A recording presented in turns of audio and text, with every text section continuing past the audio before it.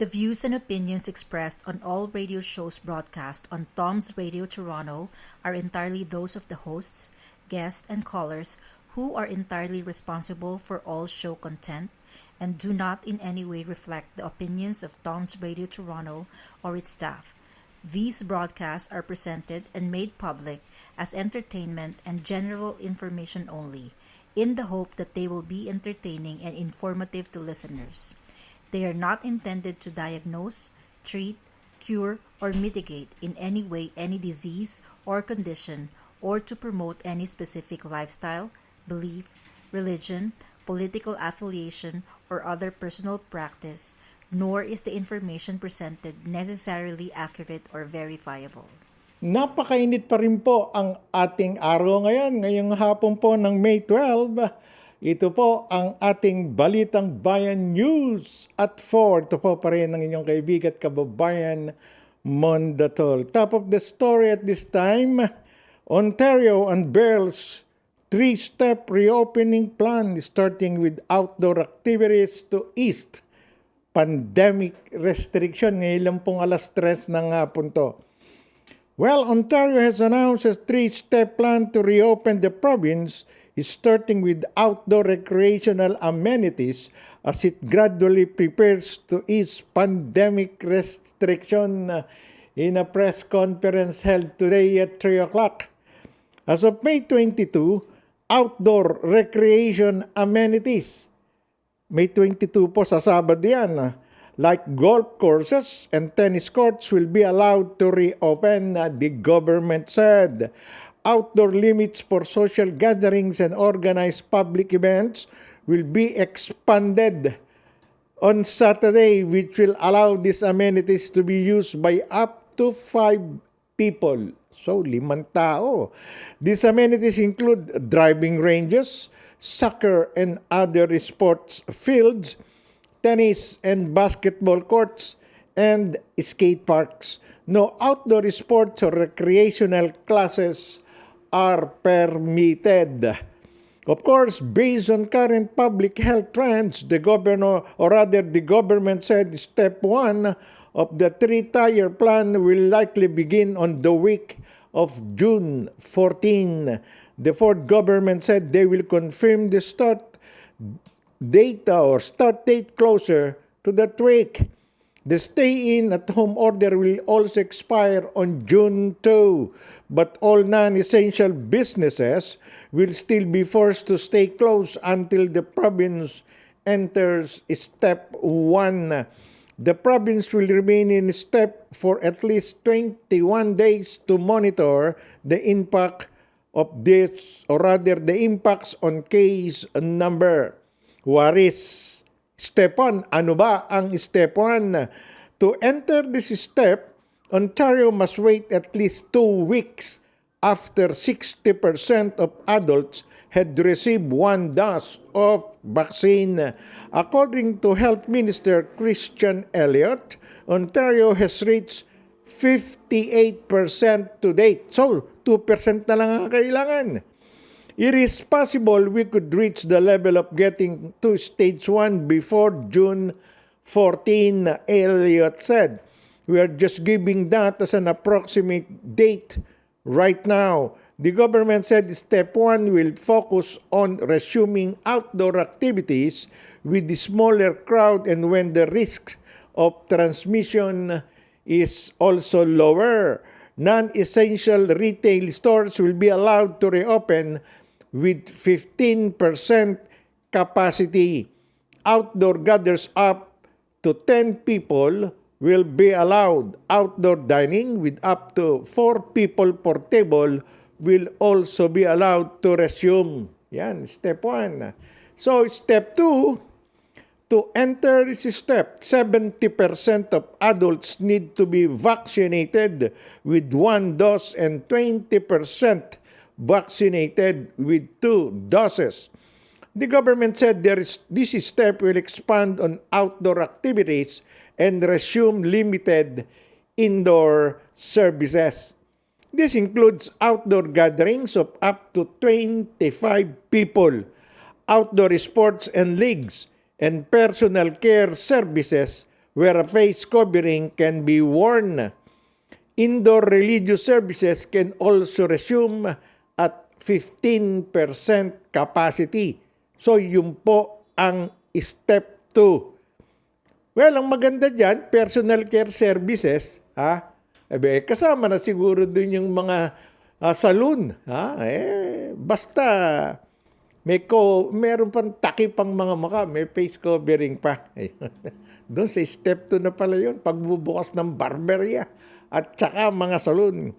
Step 3, to enter this step, 70 to 80% of adults need to be vaccinated with 1 dose and 25% vaccinated with 2 doses. This step will expand access to indoor settings, including larger numbers of people where face coverings can't always be worn.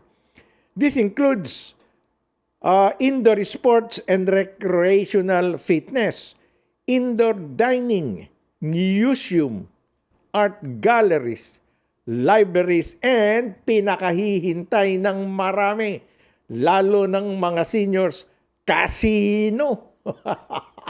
Step 3, mabubuksan na naman ang casino. Wow, maniwala kayo DJ Ricky, punong-puno na naman yung mga bases na nagdadala sa casino. Sa Orillia at saka sa Niagara Falls. Wow. What about the school? Ito po, kasama rin po sa pinag-usapan kanina, schools to remain close to in-person learning for now. Well, the province said the school across the province would continue learning remotely until it is determined that the students can return to classroom safely. Schools in Ontario had been closed to in-person learning since April 19, 2021, a decision that was made at the height of Ontario's third wave of the COVID-19 pandemic. In modeling data presented today, the province science table reported that reopening schools on June 2 would likely result in a 6 to 11% increase in new daily case numbers. However, the data also showed that such an increase in COVID-19 infections may be manageable. Ontario's Chief Medical Officer of Health, Dr. David Williams, said that a number of factors will go into deciding whether or not to keep schools closed through the end of the academic year, including the vaccination rates of special education staff and teachers. He said he would like schools to reopen by June, but he would be consulting with ministers of education, Stephen Letcher, to determine an exact date. So maganda po ito, siguro napuwersa na si Premier Doug Ford. Dahil nga yung golfing buddies, ayan, binuksan kagad umpisa sa Sabado yung golf courses, pero limitado pa rin. Limitado sa 5 tao driving range. Di lalayo, laki-laki ng driving range. 5 lang po. Ang pwede pa ron. Yan, nako, at least kahit papano. Golf course, bukas na yan. Soccer and other sports fields. Tennis. Yung tennis talaga namang kunyan 2 lang magkalaban kumisan, 4, doubles.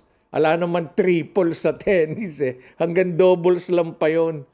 1 o 2 magkasangga o 4 lang sa courts. Sa court plus yung umpire. Yung parang referee, umpire ang tawag doon. O di 5 lang. Score yung umpire ron. Ganyan lang yan. Tama lang yun. Biruin mo lahat isinara. Well, yan po ang ating antabayanan. Limitado pa rin po ang tao, pero okay na yun. Okay na. At least kahit papano, may 3 steps na pinag-aralan yung kanilang magagaling ng mga health expert at saka yung kanyang kabinete, yung cabinet. Step 2, hando na, bubuksan yung kwan. Outdoor gatherings, 25 people. Ayun, nako. Pero matindi. Pag sa step 2, 70% of adults, kailangan na bakunahan na. Kaya kausapin natin pula, talk to our friends, relatives, friends, colleagues. Magpabakuna na. Ang problema lang po, hindi pa the problem is with the province. The number of vials being sent to different towns and cities, kulang-kulang eh. Sabi nga, kulang sa 7, sobra sa 8. Ano gagawin natin doon? Kahit kami nga gusto namin magpagbakuna, hindi kayo kulang ng bakuna eh. We ask the people that will inject us, so vaccinators, we don't have enough vaccine. Sa lugar namin, nasa York region, sa Richmond Hill in particular, kulang na kulang. We need it. Para matapos na yan. 70% ang bilis niyan. Halos lahat ng tao rin sa amin gusto magpabakuna. Kahit anong bakuna, basta Pfizer. Ayos lang. Anyways, napakaganda po ng ginawa niya ng ating provincial government.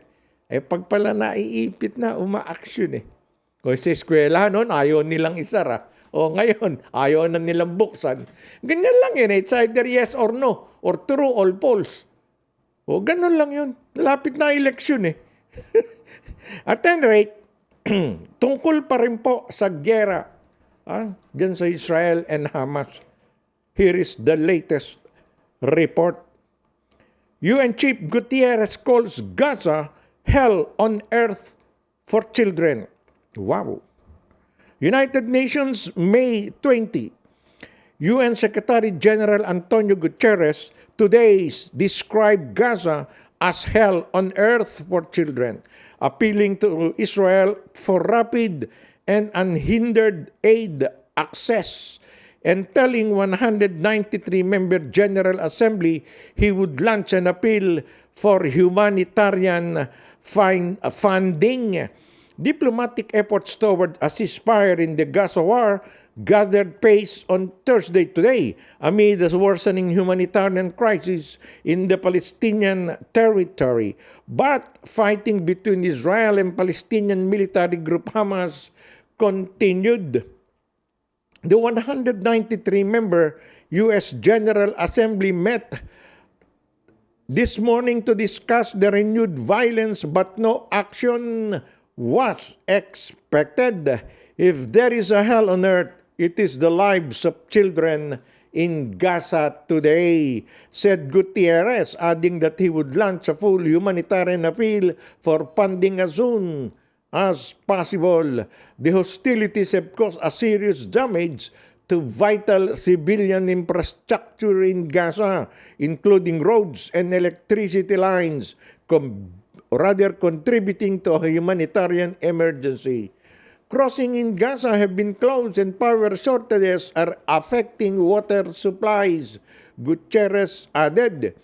Gutierrez also called for an immediate ceasefire and urged Israel's military to exercise maximum restraint and Hamas to stop indiscriminate rocket fire. He also called on Israel to stop demolition and eviction in the Palestinian territories. Access for humanitarian good is paramount. Attacks by militant groups on areas surrounding crossing points are unacceptable, Gutierrez said. At the same time, Israel has a duty to allow and facilitate rapid and unhindered access for humanitarian aid into Gaza. Hundreds of buildings and homes had been destroyed or damaged, Gutierrez said. An airstrike have damaged several hospitals. Some 50,000 people were seeking shelter in UN schools, mosques, and other places with little access to water, food, hygiene, or health services, Gutierrez added. Nagsara lang. The U.S. mission to the United Nations yesterday expressed opposition to a French push for a Security Council resolution on the conflict. France has circulated the draft text to council members. Diplomats said the United States has traditionally shielded its ally Israel at the United Nations. The French draft text, seen by Reuters, demands an immediate cessation of hostilities and condemns the indiscriminate firing of rockets against civilian areas without laying blames. It urges protection of civilians and revival of the peace process between Israel and Palestinians with the aim of creating two states. Alam niyo po mga kababayan, talaga pong kahit sino, wala pang tinatanggap itong magkabilang bansa o grupo, Israel or Hamas o Palestinian territories, na makialam sa kanilang sigalot, parehong mainit ang ulo. Hindi po ba? Pag sinalubong mo ang init ng ulo ng dalawang tao, baka ikaw tamaan, baka ikaw pagtulungan, hayaan niyo muna. Anyways, pag naubos na siguro yung maiinit ang ulo diyan, pawala ng mga missiles, matatapos din yan. Pero, yun nga po, kawawa. Kawawa ang mga civilian, particular na yung mga bata. Kaya nga po tinawag ito nung UN chief na si Gutierrez, yung Gaza raw po, Gaza, the place, hell on earth for children, impyerno sa mundo para sa mga bata. Nakakawa po, wala naman pong kalaban-laban yung mga bata Iiyak lang yan sa isang sulok hanggang tamaan ng mga naglipa ng bomba. Alam naman po ninyo, yung mga missiles na yan, parang bala ng baril yan To whom it may concern. Alang kinikilala yan. Yung baril, yung mga bomba, pag pinawalan na yan, pumutok yan. Wala po. Kahit sino pwedeng tamaan Walang sinasanto, walang kinikilala. Panigalit lang ang paiirali ng mga namumuno dyan. Kahit nga si Presidente Netanyahu, imbes na makipag-usap, dialogo, wala pong mangyayari dyan. Peace talks, silang kailangan dyan. Hindi po kailangan mag-gera. Sa lahat ng bahagi ng mundo, meron po talagang mga civil unrest. Ilan lang pong bansa siguro ang nandito po sa planet Earth ang wala namang problema, rather kokonte, may problema man sa kanilang mga citizen, kokonte. Walang dalawang grupo, 3 grupo na nagbabanggaan. Kundi, posible yung mga communist country, isang kwan lang nagpapatakbo talaga. Yung kanilang pinuno. Walang demokrasya. Silang nasusunod kung ano sabihin ng namumuno sa isang komunistang bansa. Sige, wala kayong magagawa. Pag kayo hindi sumunod, tepok, patay. Yung bang gusto natin sa lahat ng bahagi ng mundo? Hindi naman po. Ang tao ginawa na may democratic rights, may demokrasya. Maliban na lamang po sa sinasaba nating mga bansa, ang namumuno ay sila ang gustong Panginoon. Sila ang gustong mamahala yung mga tao sumusunod. Wala silang magawa, no choice kung sino ang malakas, kung sino ang powerful, kung sino ang may tapang at lakas ng loob na mamuno sa mga ganong klaseng bansa, ang siyang mamumuno sa mga demokratikong bansa sa nasyon na yan. US, UK, yung mga D7 countries plus napakaraming bansa sa buong Europe. Africa, Asia. Demokrasya po ang nangmamahala ron. Okay, may mga internal problems. Pero dinadaan ng mga presidente, prime minister sa pakikipag-usap. Mapayapang pakikipag-usap para ma-resolve ang Pilipinas nga po. Sandamakmak yung mga makakaliwang grupo. mga terrorist group, pero pinipilit pa rin ng Pangulong Duterte na pag-ayusin yan. Peace talks. Nagbibigay nga siya ng peace talks ayaw naman ng mga kalaban. Ceasefire, sasabihin ni Presidente, magpapasko, bagong to, ceasefire tayo. Okay, papayag yung mga kaliwa, NPA, ceasefire. Pag nag-ceasefire na sundalo, saka aambusin ng mga NPA, ng mga terorista, yung mga sundalong nagbibigay lamang ng mga regalo o nagtatransmit sila ng mga vaccine sa malalayong lugar. Aambusin, under ceasefire agreement. Walang pinaniniwala ang pakikipag-dialogong mahusay yung mga ganun tao. Kaya kung minsan nagagalit ng Pangulo, papatayin ko na kayong lahat. Pag nagsalita naman ganun si Duterte, maniwala ka, condemnations, kaliwat kanan, magbuhat itaas hanggang baba, kaliwat kanan pa nga Buong katawan niya, titirahin na. Mamamatay tao. Bakit may nakita ba kayong pinatay niya? May pinapatay. Hyperbole lang yun. Salita lang ng isang 30 taong mayor. Subukan nyo nga yung mga mayor sa probinsya nyo sa Pilipinas po. Tingnan nyo mga ugali nila. Kuminsan nagsasalita, baliwala naman yun O ganun ang mga mayor. Governor. Hindi congressman, hindi senador. Kasi national yung mga hawak niyan Pero subukan niyo yung mga mayor.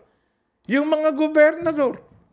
Makatao yan Makatao. Makakausap niyo sa mas Gusto niya imbitehin yung minum ng lambanog o kaya gin bulag sa ilog yan o kaya sa bukid. Sasama yan Basta may pulutang kambing. At saka dinakdakan na yan kang itik. Pinaupong manok. Yun ang pulutan niya. Sasamahan kayo ni Yorme at saka ni Gob.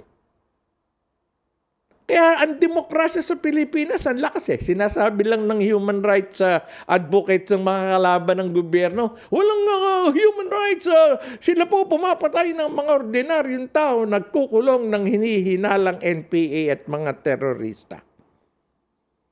Nako, talaga po sa Pilipinas Anyways, Pilipinas ko pa rin yun. Doon ako pinanganak, doon ako lumaki. Sa San Agustin Academy sa HNBC ako gumraduate ng high school. Talagang ganyan. Kung saan ka pinanganak, doon ka ang puso mo habang buhay nandun. Kawawa naman po itong Israel at saka ang Hamas. Sana naman matigil na muna. Ang dami pong naaapektuhan tao. Ang dami, hindi lang po kayo. Kaya ito, ang next balita, ang Pilipinas po, suspendido muna ang deployment ng mga nurses. Gaano karami yan, mga nurses to Israel? Kalalabas lang po ng balita bibigay ko sa inyo afterwards from our sponsor. Sandali lamang po, magbe-break muna ang Balitang Bayan News at 4. Huwag kayong bibitaw. Are you an international student who has recently graduated from a Canadian post-secondary school?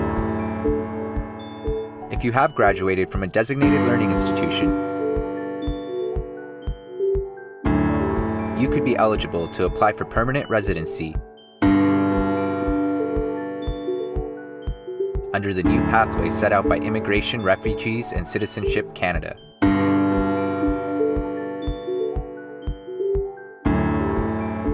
Contact Genesis Immigration Consulting.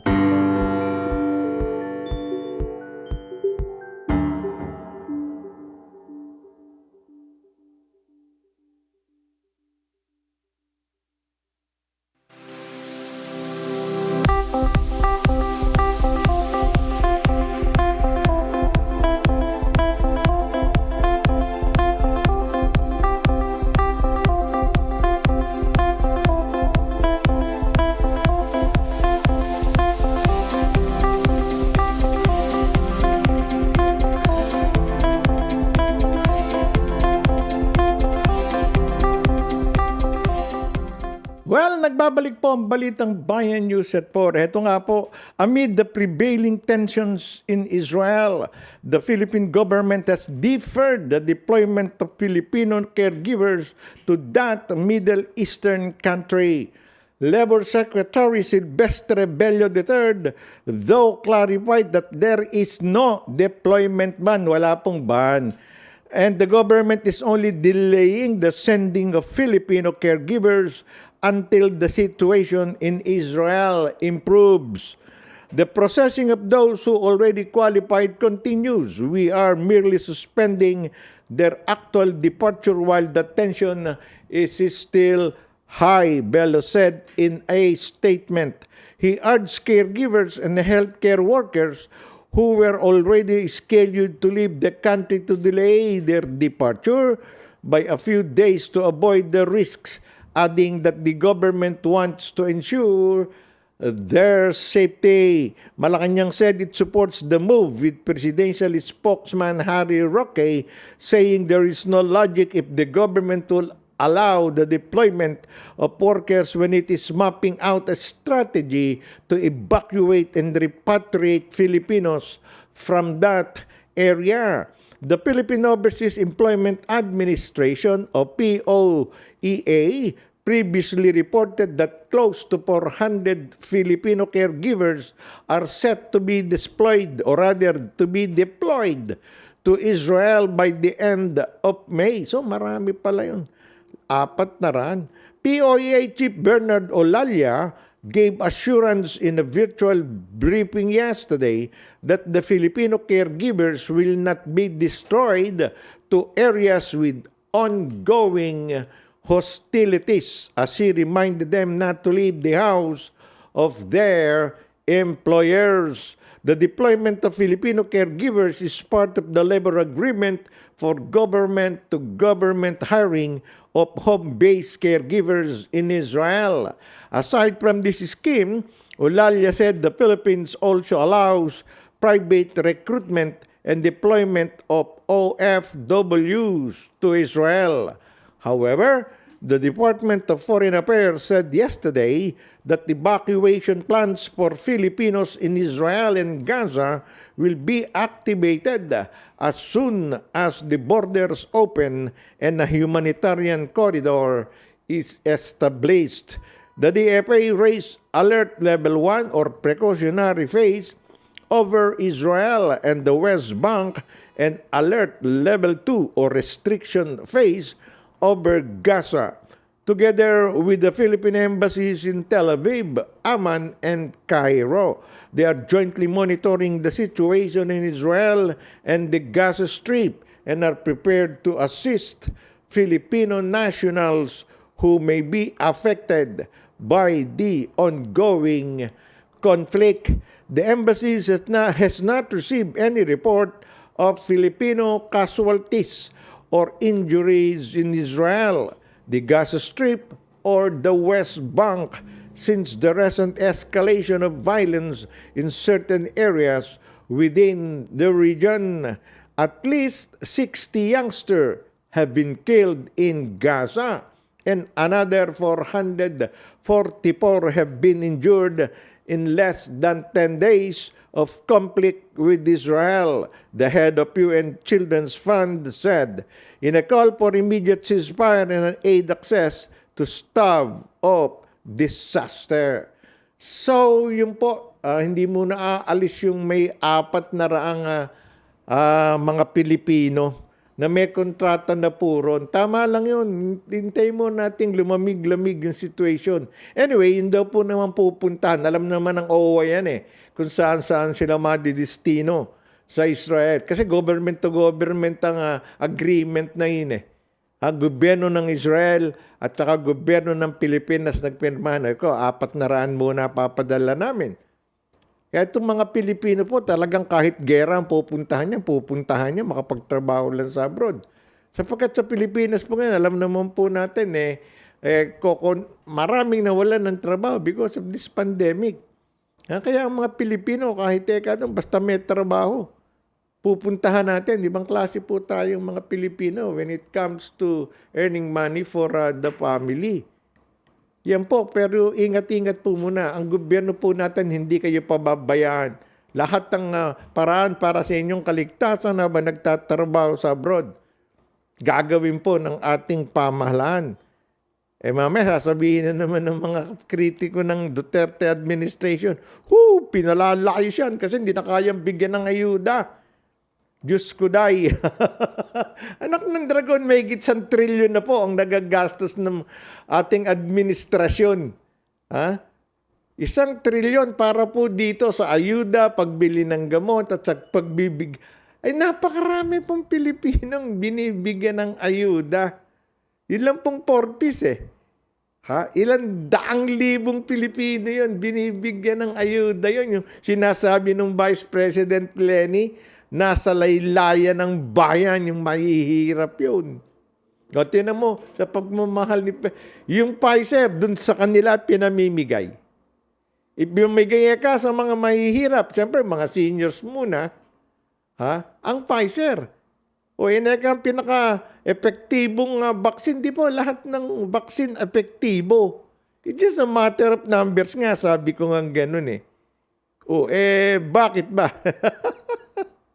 Bakit ba nakikialam tayo? Hindi naman po tayo nakikialam. Sinasabi lang po natin yun.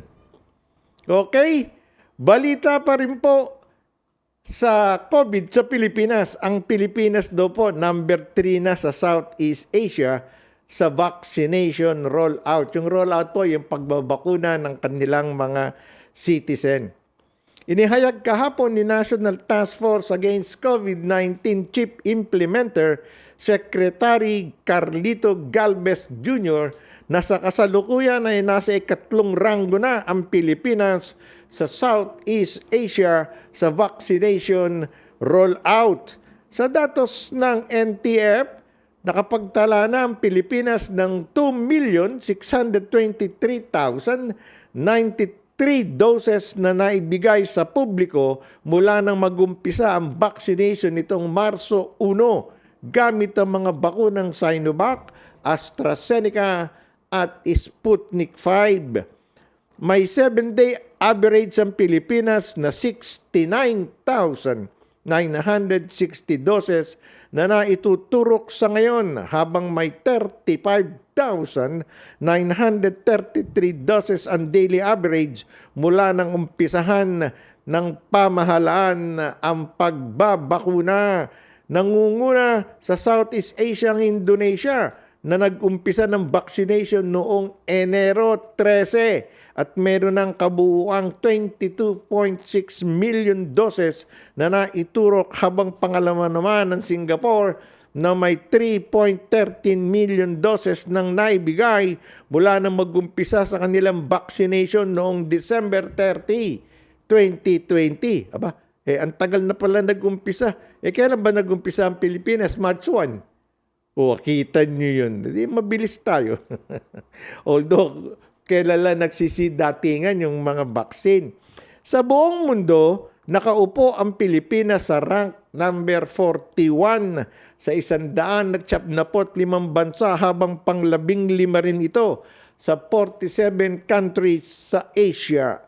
Ang focus area ngayon ng NTF sa vaccination ay ang National Capital Region kasama ang mga katabing lalawigan ng Bulacan, Cavite, Pampanga, Laguna, Batangas at Rizal na may alokasyon na 3.3 million doses kada buwan. Kasama rin sa focus area ang Metro Cebu at Metro Davao na may alokasyon na 400,000 doses na bakuna kada buwan. Ayan. So, maganda naman pala yung ginagawa ng ating bansa.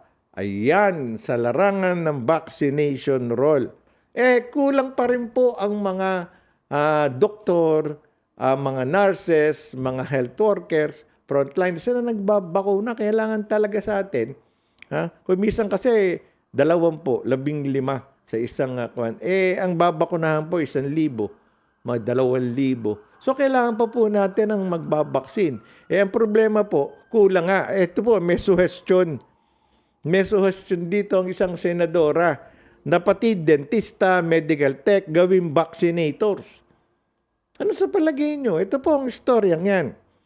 Isinusulong ni Senator Nancy Binay na isama ang mga rehistradong dentista at medical technologists sa mga maaaring mag-injection ng bakuna kontra sa COVID-19 sa isang Senate Bill number 2212 na inihain ni Binay.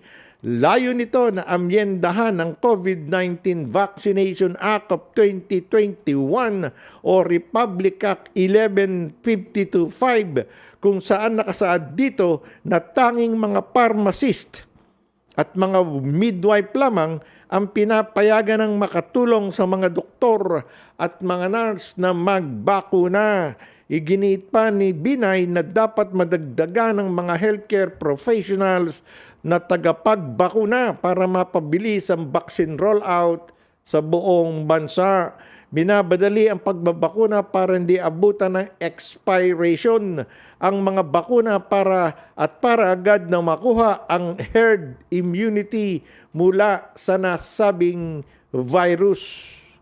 Well, inirekomenda rin ni Senator Richard Gordon na i-considerin na gawing vaccinator ang mga high school at college graduate. Huwag naman po high school at college. Huwag na po yun. Yung mga professional na lang na may mga lisensya. Tulad tama yung sinabi ni Senator Binay. Yung mga professional like dentista. Ayun, pwede yun. Yung medical technologies, pwede yan. May mga kwan yan may mga lisensya yan and they know and alam naman nila kung ang mga higil sa kalusugan. Yung midwife nga, pharmacist inalaw ng batas. Kasi natatakot din hindi naman natatakot, nangangamba po ang karamihan sa ating mga politiko na baka masira yung mga nai-stock o nai-imbak na mga bakuna buyers. Kasi may expiration date yan kapag po hindi nakuha yun, nagamit, panigurading masisira yan. Ako nga, yung nabagita ko yan, kababasa ko lang, may suggestion naman ako dyan Yung pong mag-i-expire, o mga 1 linggo, na mag-i-expire na, iturok na po natin. Alam naman natin kung nasaan yan, alam ba? Kung kailan nyo ituturok sa mga bilanggo. Bakit hindi po natin iturok? Ako naisip ko lang yung kanina, no?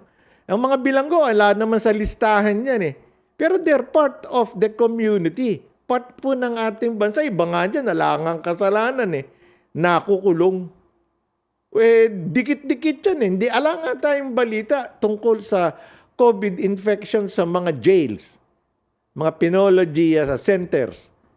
Ayan. At saka yung po bang mga nagpapagamot ng mga adik, ala tayong balita, may nagkaka-COVID ba ron? Yung mga bilangguan na lang po. Sikip yan Yung isang jail na ang pwedeng ilagay po ay 12 hanggang 15. Mga 50 po ang karga nun bakit hindi po yung mapapaso or ma-expire na bakuna, pakigamit na lang natin sa kanila. Pakiusapan na natin yung mga health expert, yung pong namamahala. Alam naman po natin yan kung kailan mag-i-expire yung bakuna. Di dali na natin dun sa sa mga bilangguan na alam nating dikit-dikit na, yung iba nga natutulog, nakatayo Yung iba nakaupo. Bihira na yung nakahiga. Yung mga nakaupo, gigisingin nung nakatayo. Brad, ikaw naman ang tumayo, ako matutulog ng nakaupo. Hindi po ako nagpapatawa. Totoo po yung nangyayari yan. Di ba, Direk? Ricky Q? Alam natin yun Kasi maraming bilanggo po ngayon Kaya nga, si Presidente Duterte, nakikita niyo po, taon-taon yun bago magpasko.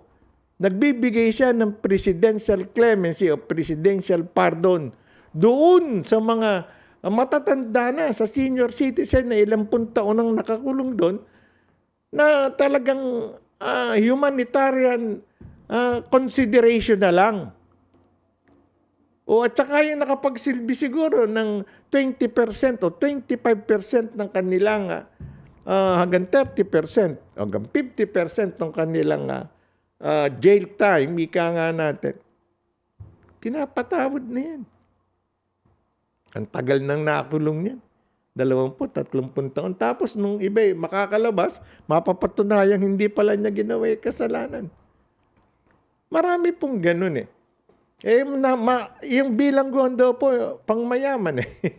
Hindi pang mahirap. Although may nabibilanggong mayaman, talaga namang kailangan kung talaga nagkasala ka, magdusa ka, ika nga. Pero yung iba pong walang kasalanan, ba't kailangan magdusa walang pera, walang pang-upa ng abogado. Meron nga mga abogado sa PAW. Pero sa dami po ng kulang dari abogado sa PAW. Public yun Attorney's Office. Ang galing-galing nung namumunong babae dun, si Acosta ba yun? Ba't hindi tumakbo kayong senador yan? Ayaw gusto niya talaga public service.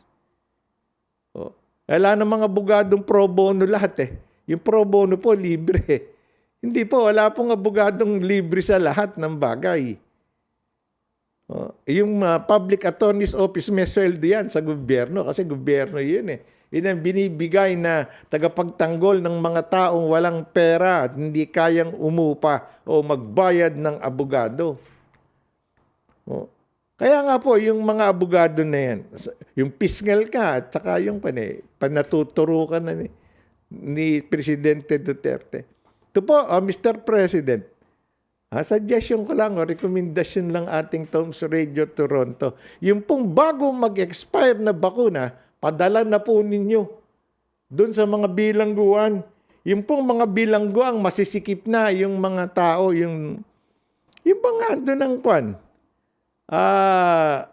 Halos maghali ka na yan pag nag-usap ng harapan kasi nga, wala Well, kaugnay pa rin balita ng ating COVID-19 Party List Solon.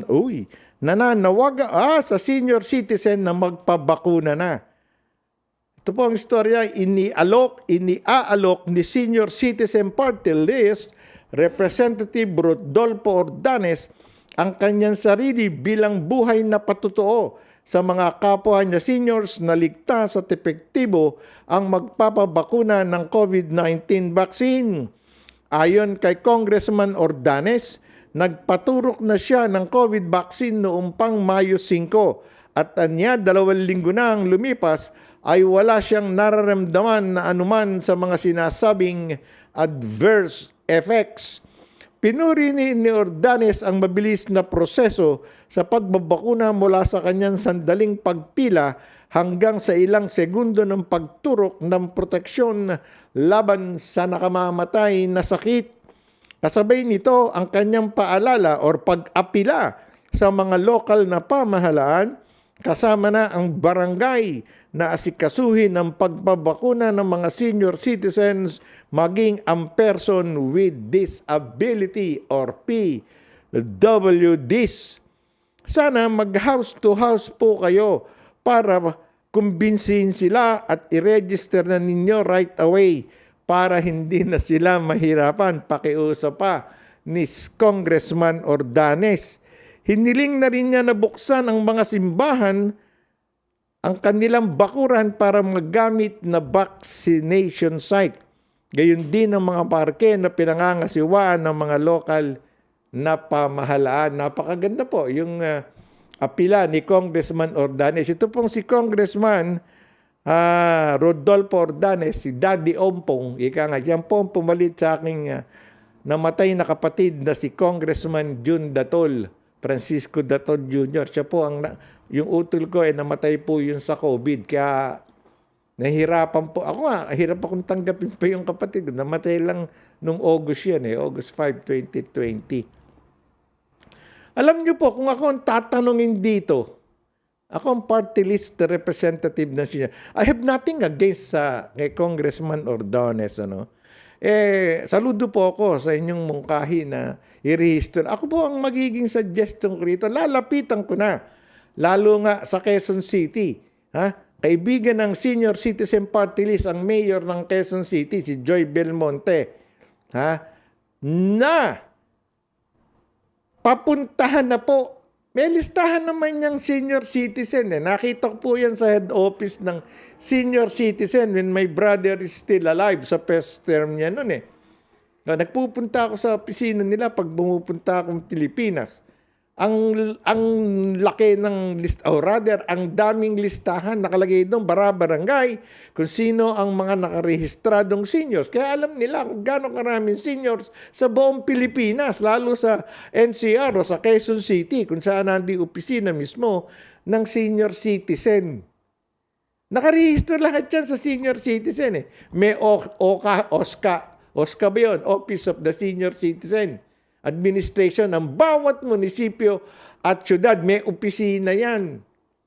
Ngayon, ang aking suggestion, siguro kung buhay yung kapatid ko, ganito rin ang gagawin ang mga senior citizen po, bawal lumabas ng bahay 60 up o 65 up. Sabihin na natin, dalin ang bakuna sa mga bahay-bahay. Tingnan nyo yung listahan. Nandiyan naman sa barangay yun. Ang daming bakuna ni Joy Belmonte na mayor na sinasabi niyang sobra-sobra sila ng milyong-milyong doses ng bakuna. Dalin nyo sa bahay-bahay. Ng senior citizen, hindi na makapapalag yan. Kasi karamihan sa ayaw magpabakuna, senior citizen, natatakot Huwag na po kayong matakot, inabot na po tayo ng 60 years old pataas hanggang 90 na nga Binigyan na tayo ng buhay ng Diyos. Pasalamatan na natin kung ito makadadagdag pa sa ating taon ng pagkabuhay sa mundo, yung pagbabakuna, gawin na natin.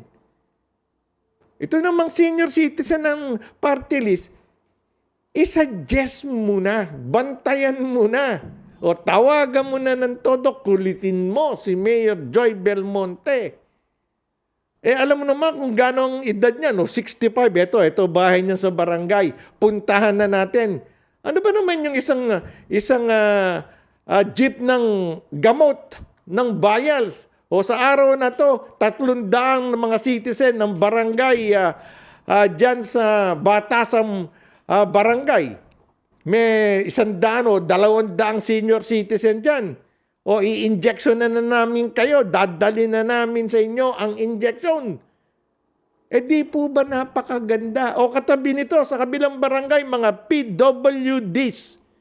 Yung person with disabilities, parang senior, hindi pinapayagan pong lumabas. Di puntahan na natin, dalin yung bakuna. Kesa naman irirehistro mo pa. Nakarehistro na nga yan Huwag na po natin pahirapan ng isipan ng ating mga co-seniors. Huwag na po. Kasi nag-iisip yan Ano ba epekto sa akin ng bakuna? Ayoko nga. Baka mabali pa yung karayom sa balikat ko. O matetano pa ako. O diba, maraming nababasa kasing mga false news. Itong mga karamihan seniors, wag po. Wag tayong Kaya nga yung mga nagpapadala noon yung bakuna, walang kwenta. Yung COVID-19, invento ka ng ganito, mabenta lang yung kanilang. Natatakot yung mga seniors. Hindi po tama kasi Congressman Ordanes. Yan, buhay ako ang patutuko. 2 linggo na ako nabakunahan. Kaya hintayin nyo, ang sinabi mo sana. At pwede mo sabihin, sir, o hintayin nyo, dadalawin ko kayo, daladala ko ang bakuna para sa inyo na galing sa Quezon City ni Mayor Joy Belmonte. O di ba mas maganda yon? Sige po, hihintayin namin kayo. Kasi we are not allowed to go out. O di kasama niyo barangay. O, para maituro, yun ang bahay ni Tata Juan, bahay ni Tata Jose, bahay ni Lolo Ramon. O, di sunod-sunod silang babakunahan. Palagay ko naman, hindi pangit yung suggestion ni Mondatol. Kung nabuhay ang kapatid ko, yun ang suggestion nun Isatakbo isip namin makatulong ka agad Huwag nang pahirapan yung mga seniors. Kung di naman tayo, ang plano nga namin, magpapatayo ang Senior Citizen Federation ng isang hospital, a la heart center. Diyan po sa may lupa sa Bulacan. Ha? Hospital for Senior Citizen. O saan kayo nakakita ng isang programang napakaganda na yon? Ang dami ng senador na nangako magbibigay ng milyon-milyon. Dahil may mga magulang yung mga senador na yan. Hindi ko na po babanggitin ang mga pangalan ng senador. Pero mga kaibigan namin ni Utol Jun Datul yun. Sayang, namatay ng maaga kapatid ko eh. Pero ang daming plano, I don't know, sana ituloy yun ni Congressman Ordanes. Sapagkat dito sa Toronto, marami akong nakausap na nasusuporta sa plano ni Congressman Jun Datul. Kaya nang mamatay si Jun Datul, si Congressman, ang senior, marami pong nakilumbay sa atin eh. Sayang yung kapatid mo, ang daming programa para sa mga senior citizen. Pag kayong mag-alala, pag binigyan ng karapatan ng Kongreso, ang mga dual citizen, kaming mga dual citizen sa buong mundo, ibalik niyo sa amin yung karapatang iboto ng mga tao. Ayan ayaw niya eh. Binigay niyo, binilik niya yung karapatang magmay-ari 100% ng mga properties, magnegosyo 100%. Binigay niyo sa amin nila ang karapatang bumoto. Bakit hindi niyo ibalik yung karapatang iboto naman kami at magserbisyo sa aming mga kapwa Pilipino? Di ba, DJ Ricky Q? O, ba't ayaw? Filipino-Canadian, Filipino-American, Filipino-British. O, ayaw niyo eh.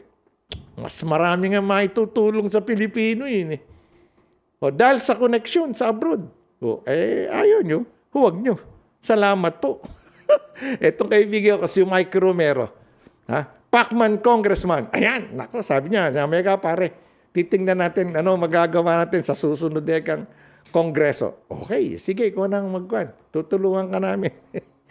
Anyways, private sector jobs arriving next month. Aba, maganda to. COVID-19 vaccines ordered by the private sector are expected to arrive next month, Finance Secretary Carlos Dominguez III said yesterday. This includes shipment of Moderna and AstraZeneca jobs as well as 500,000 Sinovac shots purchased by the Federation of Filipino-Chinese Chamber of Commerce and Industry for Economic Frontliners. Ayan. Alam niyo po, yung mga private company, yung malalaking kumpanya po sa Pilipinas, pinayagan ni Presidente Duterte na bumili sa pamamagitan ng tulong ng gobyerno ng Pilipinas ng kanilang mga baksin para sa kanilang daan-daan at libo-libong empleyado. Libre, ibibigay nila. Maganda po, ganun po dapat buhayin ng ekonomiya eh. Sapagkat nagtanggal na sila ng maraming trabahador, almost more than 50% ang tinanggal dahil nga hindi pwedeng sama-sama sa isang malaking pagawaan ng halimbawa, Del Monte, mga gano'n, no? Papagawaan ng mga, kung ano-ano pong malalaking pagawaan ng mga essential products. Ngayon, sapagkat mahal ng mga mayayamang to, mga bilyonaryong businessmen, yung kanilang mga empleyado, sila na ang bumili ng bakuna. Ay napurbahan ni Presidente, napakagandang layunin ng mga may-ari ng mga big businesses. Ayan, darating na po. Tinulungan sila ng gobyerno natin. Ayan. I think they will arrive by mid-June, sabi ni Dominguez, adding that the government would ensure the vaccine would pass through custom clearance smoothly. Goods will pass through unhampered in order to ensure temperature stability, he added. Through a tripartite agreement with the government and vaccine manufacturers, the private sector was able to purchase COVID-19 vaccine given emergency use authorization or EUA by the Food and Drug Administration. Ayan. Meanwhile, budget carrier Cebu Pacific transported another batch of 500,000 COVID-19 vaccine doses from Beijing to Manila. The vaccines loaded in temperature-controlled containers arrived at Ninoy Aquino Airport Thursday morning. Ayun, patuloy po ang China sa pagbibigay. Ngayon po, bumibili na tayo. Nabigyan na po tayo ng ilang milyong vaccine ng China. Kaya po, bumibili naman tayo. Alam naman ninyo, hindi naman habang panahon libre bibigay sa inyo eh.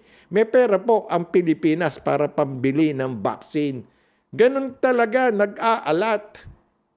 O ayan, tapos titirahin ng mga kritiko. Wala ka nagagawa ang administrasyon ni Tatay Duterte nyo. Ayun.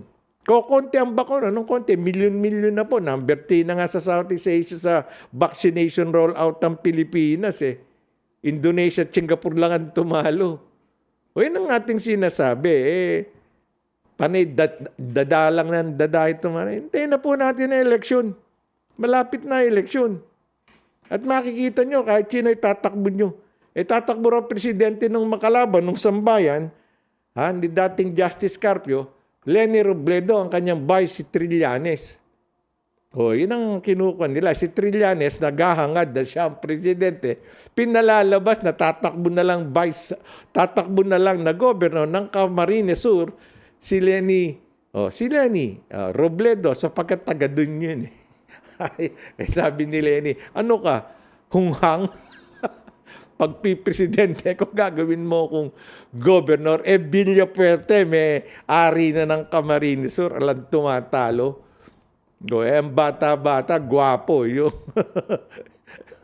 governor ng Kamsur. Kamsur pa, nako, Sarping capital pa rin ang kanyan. At any rate, tayo po'y nagpapasalamat muli sa lahat ng ating mga caregivers, mga frontliners, mga essential health workers na patuloy pong nakikipaglaban sa di nakikitang kaaway. At ngayon po, nakita naman po natin, nabangan ko kaninang 3:00 yung press conference ni Premier Doug Ford at meron na po siyang pinawalang 3 steps para sa pagbabalik sa normal ng ating probinsya. At umpisa na nga po sa May 22, sa Sabado, bubuksan na po yung golf courses, tennis court, ayan. Pero limitado pa rin po ang mga tao sa indoor at outdoor. Sa outdoor po, 5 tao dun sa driving range, basketball court, tennis court. Ayan, yun ang po ang step 1. At least, meron na, binuksan na naman. Sa step 2 naman, nandun na, baka pwedeng bumalik na at magbukas na yung mga saloon at barbershop.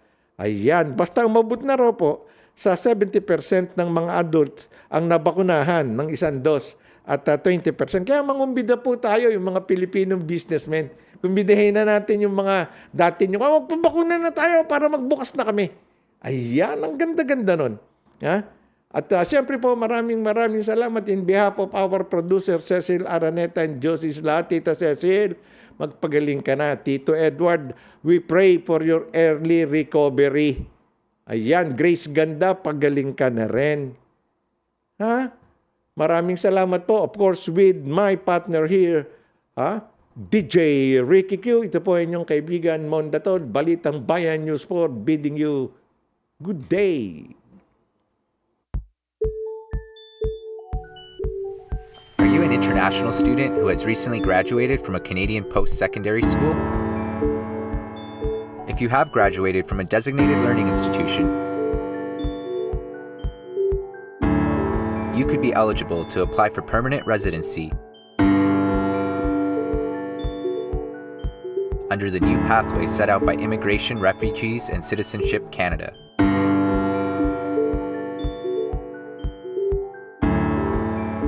Contact Genesis Immigration Consulting